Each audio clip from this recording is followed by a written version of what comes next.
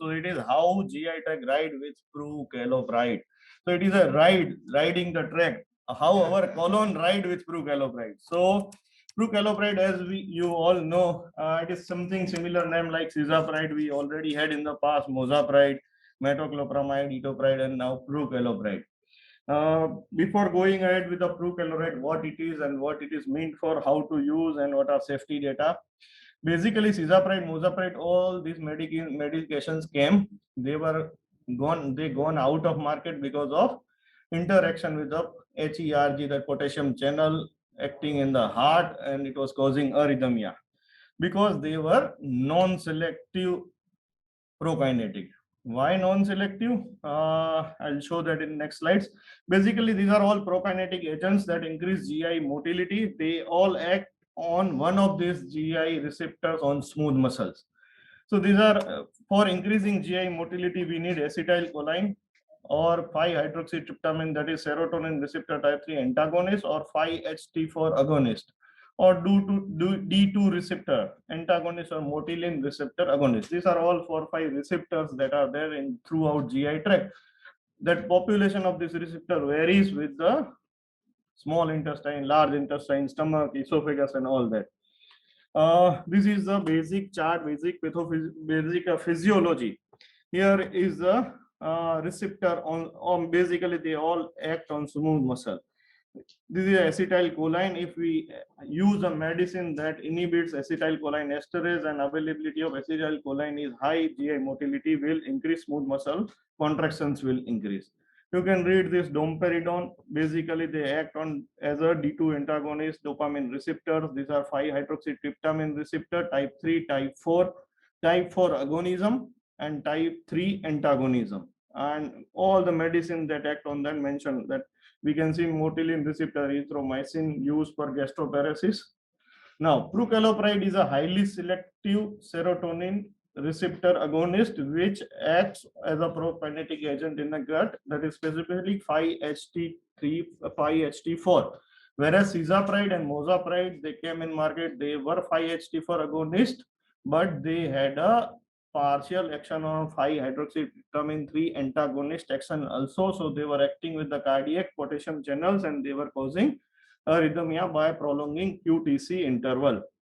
Data from large randomized control trials and clinical trials indicate that it is effective in chronic constipations and offers a new therapeutic alternative for those whose condition fail to respond to conventional laxatives. So we can read this word laxatives. It is a stimulant laxative that increases GI motility. It is not a, there are classification. What are the stool means constipation medications? They comes in 3 or 4 group: bulk forming, osmotic, stimulant, or secretors. What are its indications? Indications are only two, mainly idiopathic chronic constipation and irritable bowel syndrome, constipation type, constipation predominant. These are the data. We can say trials, randomized control trial. Based on these 3 trials only, medicine came in the market. And here you can see there's Quigley et al. Eamon Quigley is the main person who was involved in all the trials, or who is always involved in a trial. They are related to prokinetic agents or probiotics. Okay, this data was based on these 3 trial. Total 12 weeks duration of study was there, and basic requirement was spontaneous colonic bowel movements.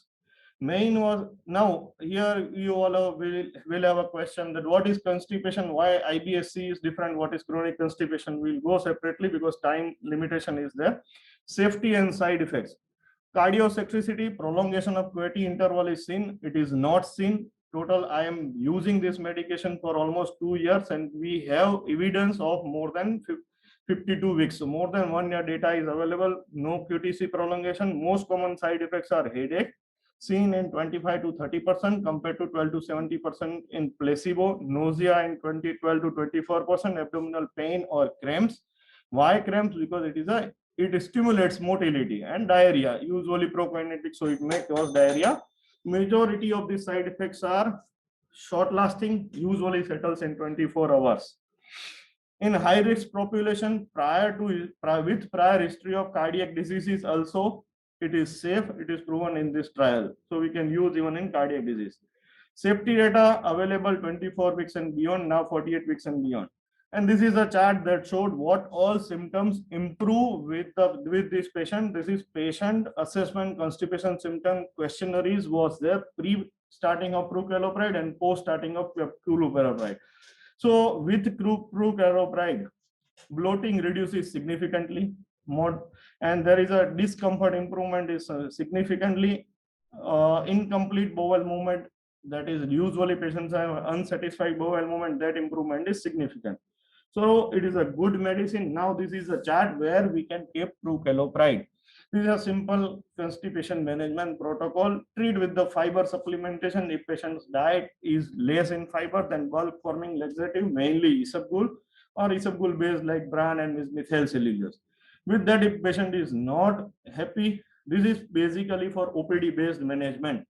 Add a polyethylene glycol based, that is PEG, we give PEG based solution, or we can give lactulose osmotic laxative along with that. If patient is not happy even with that, then you can add bisacodyl, that is Dulcolax, for short term usage, or we can add a secretagogue, that is lubiprostone or linaclotide, and prokinetic therapy comes as a last resort, prucalopride. So this is all where prucalopride comes. Safety data. Thank you.